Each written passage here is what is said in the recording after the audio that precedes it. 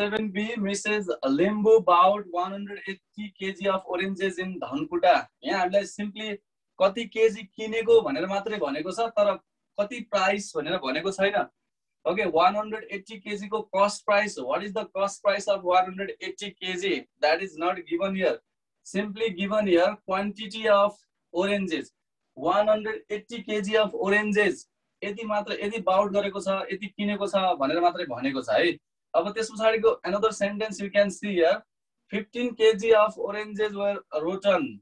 Okay, अब 15 kg of oranges were rotten and not fit for selling भनेपछि यो 180 kg मा पनि 15 kg त बेच्न पाइएन किन भन्दा कुहिएको छ, not fit for selling.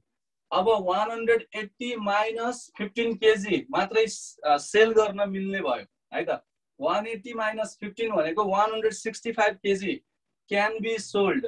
So if she sold the remaining quantity of oranges in Dharan at the rate of Rs 78 per kg भनेको छ. अब remaining quantity भनेको त्यही 165 kg लाई 1 kg को 78 को रेट ले she sold भनेको छ है. बेचिन कसरी त 1 kg को 78, 165 kg को 78 into 165, that will be the selling price. Okay, and gain 10%. Profit कति आयो त 10% आयो. र यति छ भने find the rate of cost of oranges भनेको छ. Find the rate of cost of oranges भनेको 1 kg orange को cost price कति होला. ओके, रेट भनेको त्यही हैन त. रेट भनेको के हो त 1 kg को कति. ओके, युनिट को कति प्राइस भन्ने के 1 kg को कति प्राइस हो त्यो भनेको रेट अफ कस्ट भनेको त्यो. रेट अफ कस्ट भनेको 1 kg को कति पर्छ. ओके, सो हामी सिम्पली ल्याङ्ग्वेजमा पनि त भन्छ नि आजभोलि मार्केटमा. Okay, what is the rate of apple भन्दैनौ. एप्पल को रेट के छ भन्छौ. एप्पल को रेट भनेको के त 1 kg एप्पल को कति छ भनेको.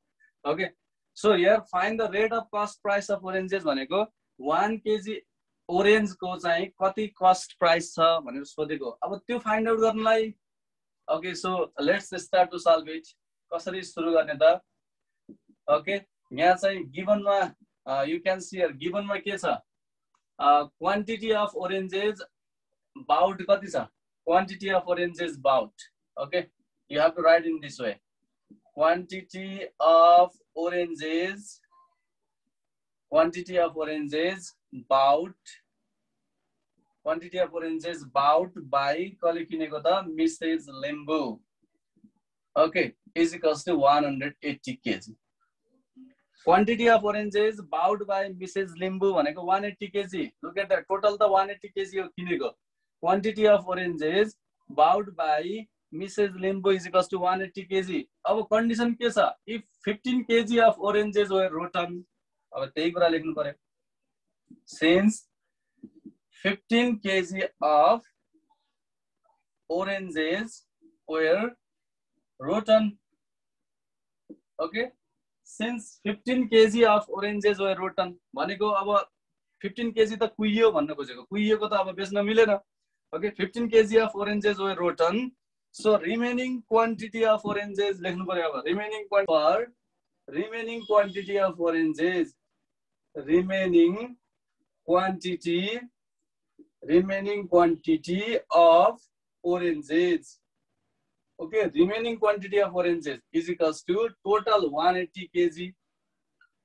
Okay, out of then 15 kg of oranges were rotten. 15 kg you have to subtract here. Then we'll get here 165 kg. Okay, so now Mrs. Limbu can sell 165 kg of oranges. बेच्न मिल्ने orange कति छ त 165 kg. अब clearly here it is given 1 kg को Rs 78 मा बेच्न मिल्छ भनेको छ. Okay, you can write here since selling price of 1 kg of oranges. 1 kg of oranges is equals to what is given here Rs 78. Right? 78. 1 kg लाई कतिमा बेच्न मिल्छ रे 78 kg मा. It is given here. Here remaining quantity of oranges in Dharan at the rate of Rs 78 per kg. If she sold भनेको छ नि remaining quantity 165 kg हो.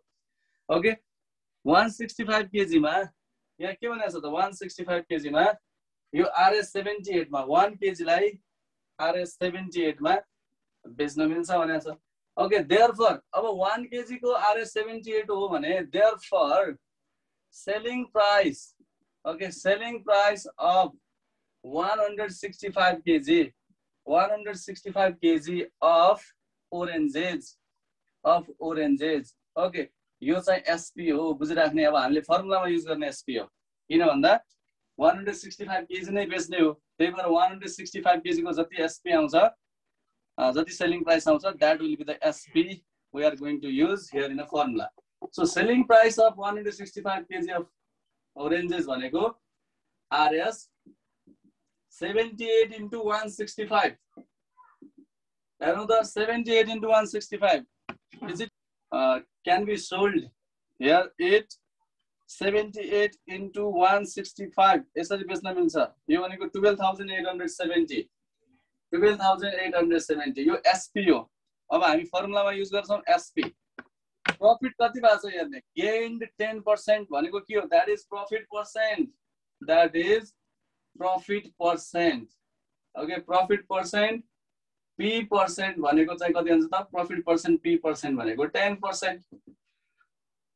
now simply यहाँ अब हामीलाई selling price थाहा भयो, profit percent थाहा भयो, okay, अब profit percent थाहा भयो। यो profit percent कसरी भएको हो फेरि बुझ्ने है। यो profit percent 165 kg orange किनेर 165 kg orange नै बेच्दा आएको profit होइन, त्यसरी नबुझ्ने। कसरी बुझ्ने त, profit percent as a whole मा गिभन हो, 180 kg मै आएको profit हो यो। किन भन्दा जहिले पनि शपकिपरले या कसैले शपकिपरले बेच्दाखेरि आफूले घाटा खाएर बेच्ने हैन। इन केस केही त्यस्तो रोटन भयो भने पनि के गर्दिन्छ त, उले त्यही 180 kg मै फाइदा आउने तरिकाले बेच्ने हो। त्यो अब मेरो यदि 15 kg चाहिँ के भयो त, कुहिएर गयो, अब यही 165 मा जति फाइदा आउँछ त्यही फाइदा लिन्छु भन्दैन। ओके, त्यस्तो केसमा के हुन्छ त, अब 180 kg किन्दाखेरि जति रुपी परेको थियो नि हो, त्यो भन्दा बढी रुपीज आउने गरेर बेच्ने हो 165 लाई पनि। ओके, त्यसरी प्रॉफिट पर्सेन्ट भनेको त्यसरी आको बुझ्ने है। यो प्रॉफिट पर्सेन्ट भनेको यो रिमेनिङ 165 kg जतिमा किनेको थियो त्यसैलाई बेचेर आएको होइन। यो चाहिँ 180 kg किन्दा जति प्राइस परेको थियो हो, त्यो प्राइस भन्दा पनि माथिमा बिक्री गर्न सकेको हुनाले 10% प्रॉफिट आएको। बी केयरफुल, यो मेन बुझ्नुपर्ने कुरा यही छ। Okay, now we can find your cost price. Now cost price, त्यही भएर मैले भनेको कस्ट प्राइस सीपी भनेको त you know the formula. Okay, SP into 100 divided by 100 plus P percentage.